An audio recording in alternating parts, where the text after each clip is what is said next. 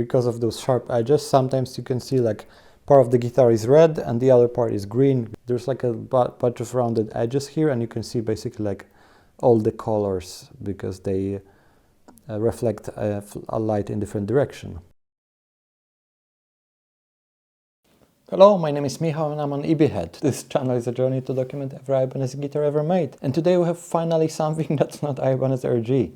We have this super sparkly, super angry Ibanez Xiphos XPT700. You're gonna destroy me for that pronunciation. Don't get me wrong, RGs are awesome. Made me fall in love with Ibanez, but it's fun to have something else every now and then. And Ibanez does guitars with different shapes. It depends on the period, but sometimes Ibanez put those unconventionally shaped guitars in their own series names, like Destroyer, Iceman, Xiphos or Xiphos. We'll get to the pronunciation in a moment.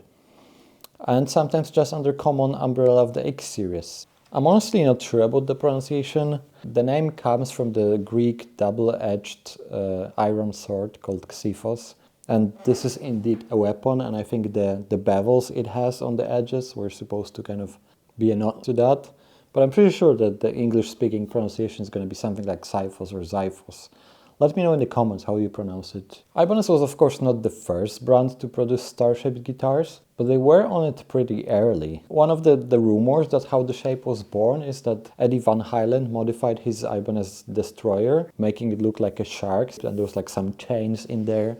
But probably the first brand that produces those shapes from factory was Jackson with the Kelly model. But then our favorite brand pretty easily caught on, because one of the mods to the Destroyer with the Star Destroyer, Destroyer itself being like kind of not to the Explorer shape. And one of those I already covered in the channel, the DG350 with this nice blue flame maple top. But it had like much more like rounded edges. It wasn't so aggressive like Kelly or this Xiphos.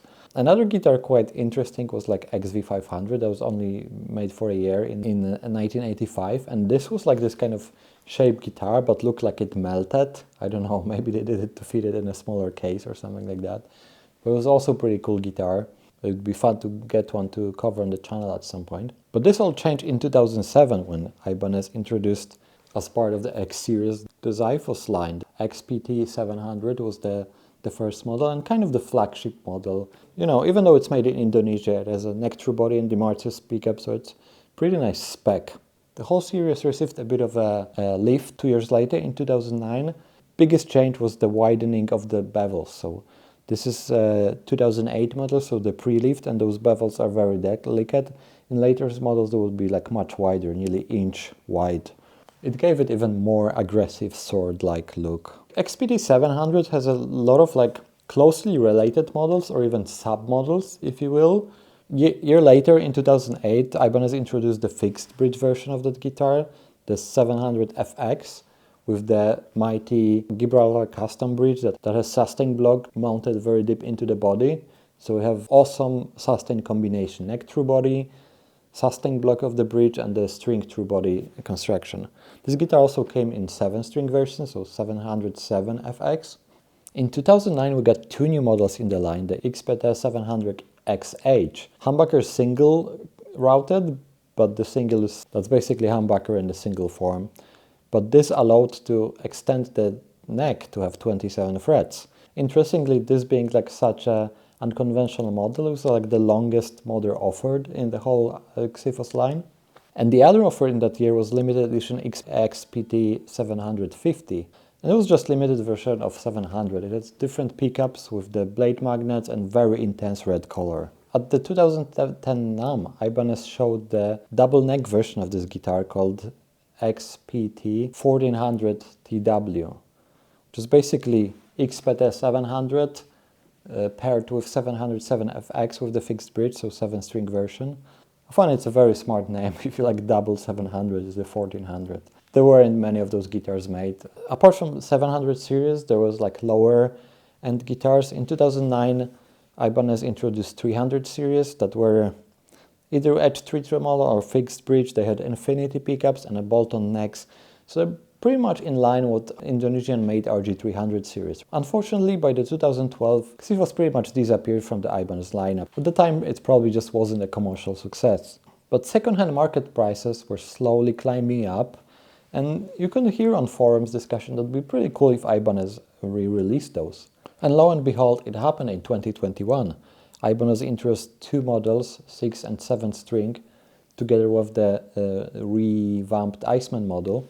And they have what's best from 700 series of the guitars. Neck through body, demarced deactivator pickups, but they also like blacked out and have like this much more metal-oriented stylistics, which I think is reasonable because those guitars are generally aimed at those kind of players, and maybe this sparkly stylistics from the earlier edition wasn't that much. So I shortly mentioned that their fixed string version was a base for what I like to call neck through X700 series. There are like 4 guitars that share very similar specs. They all neck through body, the Marzi deactivator pickups, huge Gibraltar custom bridge. So guitars that are included in this like kind of my imagined collection is the VBT700, which is a V-shaped guitar that was pretty shortly lived. There is ICT700, which is Iceman shaped guitar.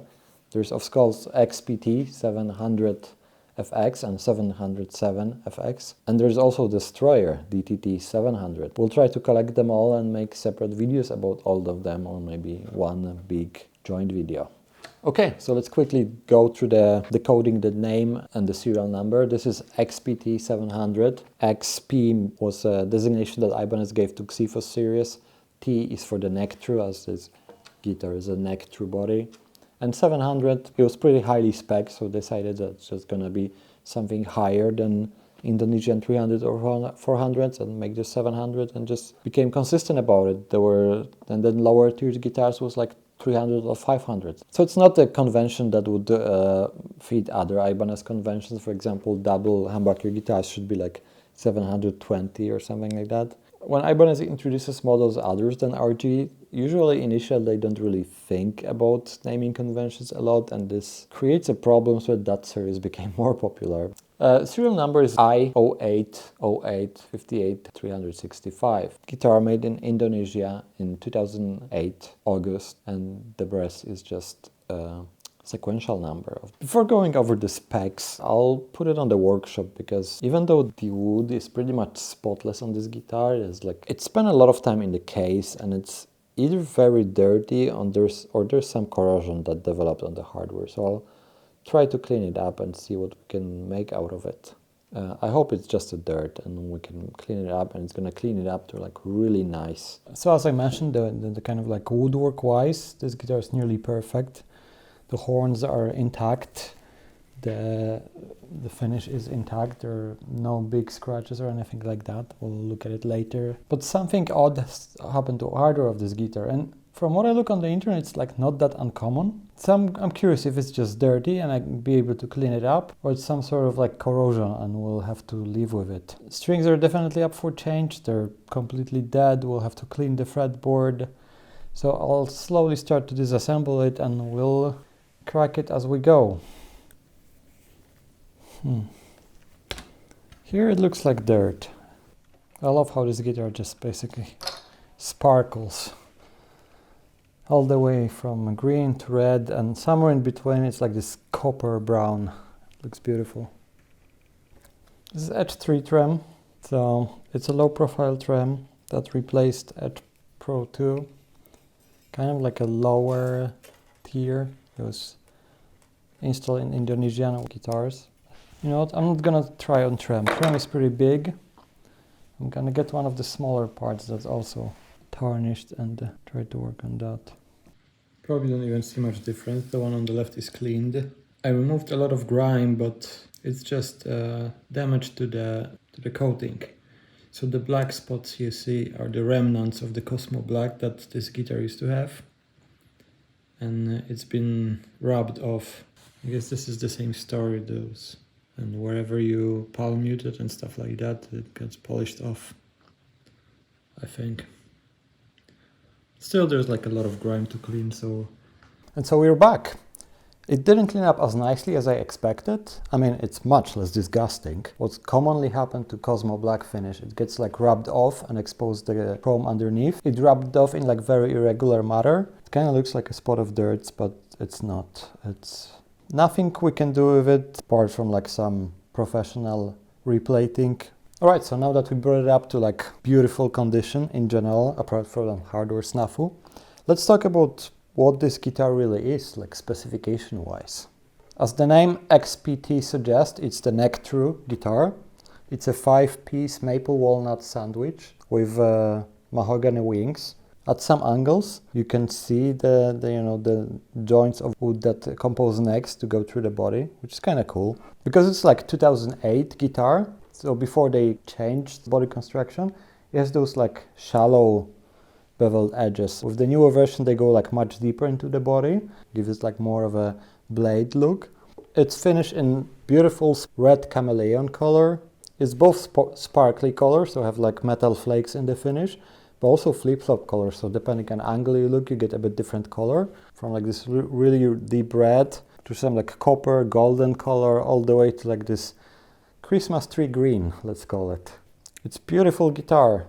I just don't think it's like stylistically fit the target demographic, which is like metal players. I really enjoy looking at this, especially at the neck joint. There's like a bunch of rounded edges here, and you can see basically like all the colors because they reflect a light in different direction. Because of those sharp edges, sometimes you can see like part of the guitar is red and the other part is green. This guitar was also available in black, white, iron pewter, and also blue chameleon, which is a different combination of flip-flopping colors. The neck has Wizard 2 profile, which is slightly thicker than the OG Wizard, but it's kind of like my favorite Ibanez profile, just because my first guitars were Korean Ibanezes, and they also had that profile. The neck is also painted, and I generally don't like painted necks, but it doesn't feel so sticky in that case. Maybe it has something to do with that finish, but the frets are pretty well done. They're not sticking out. So it has a bound fretboard with the reverse shark tooth inlays, so you can, I don't know, call them mountain peaks. Where for some reason Ibanez does it that when the neck is reversed, it also reverses the inlays. Maybe because they have the automated process and they basically use like CNC program for left-hand necks in that case. And even though it's not a Super Strat, it has this standard Super Strat 24 frets, 25.5-inch scale. Neck, back of the headstock, and also front of the headstock are also finished with the matching color. There's a standard Ibanez logo with the swoosh. The letters are kind of chromed and a bit raised. On some later Xiphos model, I think starting 2011, you can also find the X series written here on the headstock. This one doesn't have it. I think it has something to do how Ibanez do marketing of those guitars in Destroyers. Sometimes have just written Destroyer, sometimes X series, and I think it depends on how this year they end up putting in like series-wise in catalog or marketing. The tuners are like standard Ibanez Goto-like tuners. Cosmo Black, this is the only element of this guitar that retained the Cosmo Black cover. I just put the fresh set of NOA XL 1046 strings here. They're locked with the top lock nut and together with the tremolo. This is the double locking tremolo system. This is Edge 3 tremolo. So if you watch my video about Ibanez tremolo systems from the Edge family, you know this is kind of like lower end of the scale of the Edge trems, and definitely this is like the lowest piece of the spec of this guitar. It would be nice to be able to upgrade it, but because the Edge 3 cavity is pretty small, it will require some woodwork to upgrade this. But when I disassembled it, I saw the knife edges on this trem and they look pretty much new. So I don't think it was getting a lot of playing, and if it's properly set up, it will still give you a few years of like dive bombing and using that trem. The pickups are a pair of DiMarzio deactivators. They wire to have master volume, master tone, and three-way switch. So it's less what would we see on Ibanez RG. Usually have 5-way switch, but more like Gibson-like switching. Neck humbucker, both humbuckers, bridge humbucker. On the back we have 3 hatches, one for the tremolo, one for the electronics bay, and one for the jack. And also in the back we have the strap pins. They're on the upper horns of the guitar. The later model with the more aggressive bevels has the upper back strap pin moved to the edge of the guitar, just over the input jack. I find this guitar very comfy to play in the sitting position. As you probably know, this is my only option. But this strap pin is just hitting me in the chest, which is not optimal. Also in the used market, you'll often find those straps move all the way around because people have different opinions how they should be put in to balance the guitar. For example, quite common position, you put it on the neck joint. This guitar is all stock, unmodified, and generally in excellent condition. There's just like a minor imprint here next to the pickup switch. There's like some small scratches on one of the horns and on the tip of the headstock. But otherwise, finish-wise and wood-wise, it's perfect. The biggest problem is the hardware situation that we mentioned. It comes with the original hardshell case. It's one of those big wooden rectangular cases covered with fox leather. They tend to be pretty heavy, especially this size. It's pretty big case. So I hope you enjoyed this in-depth look into Xiphos XPT700. And if you do, hit the like below. Consider watching another video suggested by algorithm and hit the subscribe button. Thank you for watching and see you in another episode of documenting every Ibanez guitar ever made. See ya.